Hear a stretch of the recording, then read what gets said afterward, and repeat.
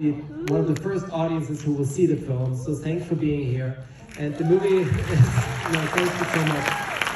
The movie is coming out December 30th, and then platform January 6th, and wide release January 13th. So I hope you enjoy it and make all your friends go and see it in the movie theaters. And thank you to SF Studios and Sony for us to being here. And there's so many people I should thank, and a lot of them are here in the audience. I will forget someone, so I'm just thanking them all together. But afterwards we have a Q&A as well, so I hope you can stay for that. But thanks for being here tonight, and without further ado, I hope you enjoy the movie. Thank you very much. Executive producer, Mariana Trevino.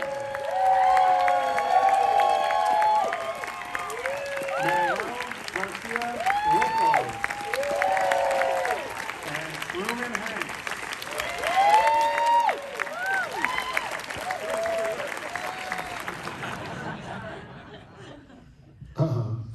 For 365 nights, I slept with a producer to get the part.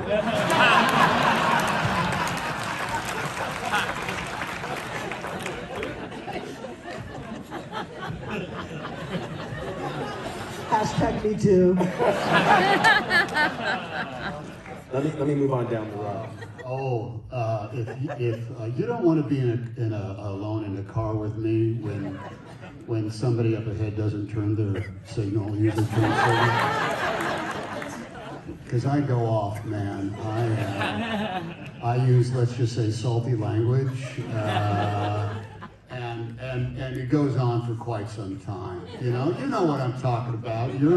You're going to make a left turn, and there's a car coming towards you at the intersection, and you're waiting for it to pass you, and it slows down, and it slows down, and it stops right in the middle of the intersection, and you've got your blinker on, and you're not and then finally they start making their left turn, and you son of a bitch. I guess it's impossible for you to hit that turn signal, isn't it? Thanks very much. Thanks for the use of the turn signal. It's wonderful to know that you know where you're going, but I have no idea where you're going. Why aren't these let's just stop in the middle of the intersection here in Los Angeles, a city that is made up of left turns.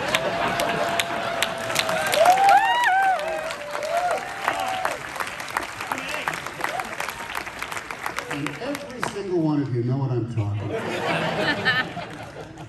A simple yes would have sufficed. Can we talk about this phenomenal event? Apparently, I bear a moderate resemblance to the guy who played old Otto. And Tom said, I don't think he will do it. I said, just let me sit down with him and talk to him. yeah, and I think Stranger Than Fiction is one of my favorite movies, which Mark directed. And I think Quantum of Solace is criminally underappreciated. I think it's fantastic, and it's pretty cool to have like one of your directors you really appreciate ask you to get a cup of coffee. And so yeah, he was in New York. I live in New York now, and we met up. Thinking you were going to get like a camera assistant job out of this, or what? Well, I think it is It's a bribe. I use it as a bribe. Yeah, because Matthias is the DP. He's brilliant as well, and I think initially I was gonna kind of work in the camera department too, but then I got way too nervous about having to leave those guys in a lurch, and also try to remember lines that Dave wrote. So it was a strange experience, but it was a really unique opportunity. So did one of you get to watch the other one's scenes before you started, or did it not work that way? I don't think it did. No, it didn't. We were always shooting slightly different days. I've heard reports, but I come from the Gary Cooper school of studying your script. The first thing you look for is days off. So I didn't show. We saw some photos. We did talk. I talked a little bit about some physical gestures and the way to walk when you're pissed off. But the thing we're really dealing with is the good news is that I looked like him when I was 26. The bad news is he's going to look like me in another 40 years, and he's just going to have to deal with that. So. Mariana, you're just so fabulous.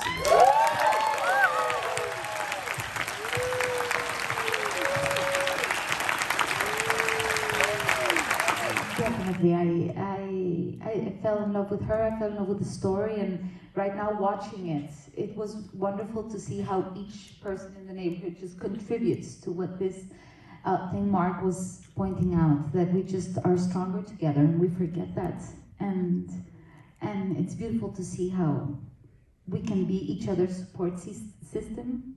We just like get together.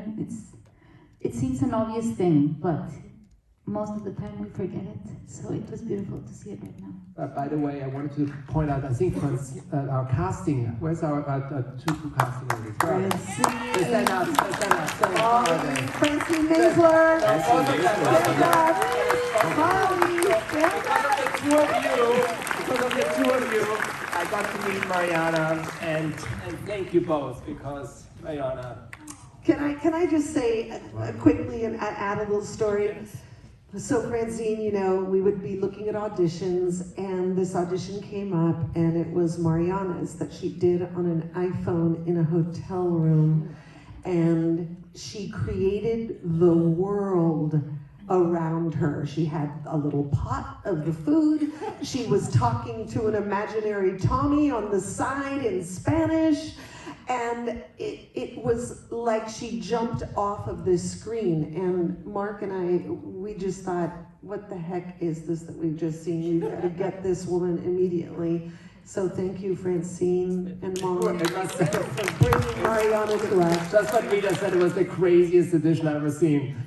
She's talking into a cell phone. She's doing the lines of Tommy and Otto as well. And I'm like confused a little bit. So she has nobody she reads the lines with. Just for any actors out there. I've never seen like somebody alone talking to the cell phone. It was like the best thing I've ever seen.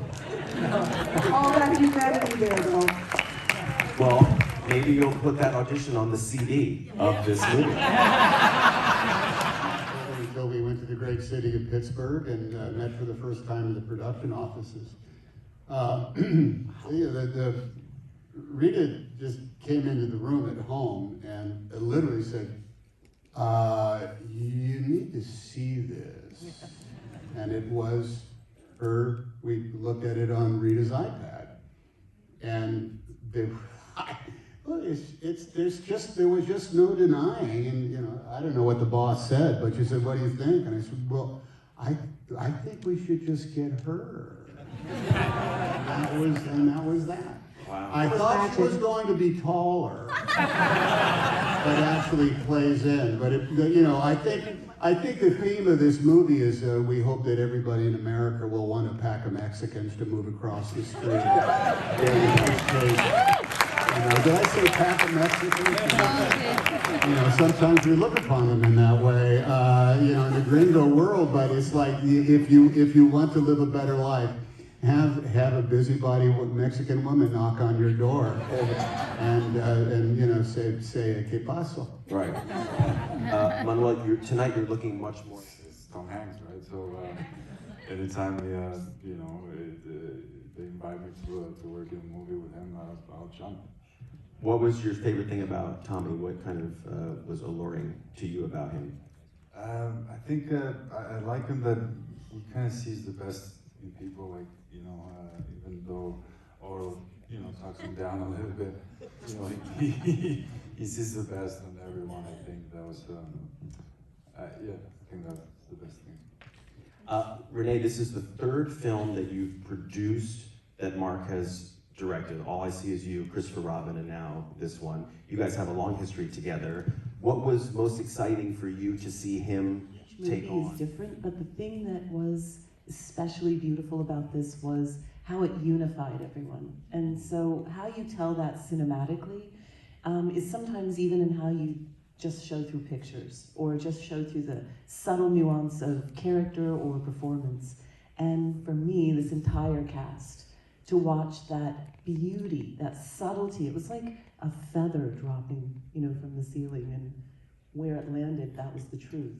And so I watched all of this extraordinary group of people keep a strong watch on that truth and create it and live it together, and I'll never forget it. It's one of the most beautiful experiences of my life. I love it. Let's talk about some.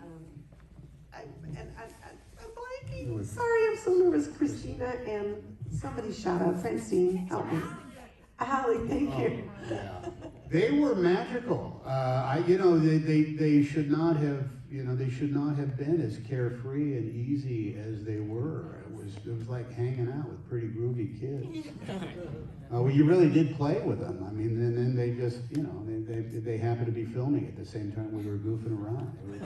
They were very funny. We were very blessed again, our casting ladies, that we found them, and I was blessed in a couple of movies with great kids, but those two were very, very, really special and just wonderful to work with.